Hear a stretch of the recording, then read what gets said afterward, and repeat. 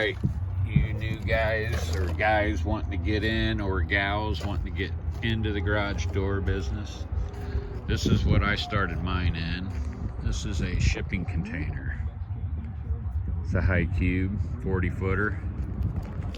Now it's my used parts slash hub because it's on the other side of town from my shop.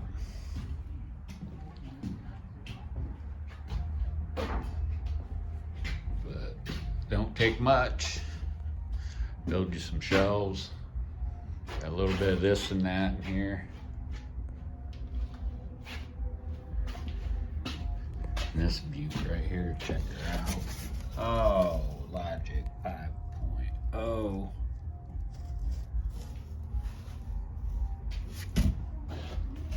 All right, just wanted to kind of show you, don't take a whole lot. I think I had about $5 grand in this when I bought it. So, all righty, Papa Tony out.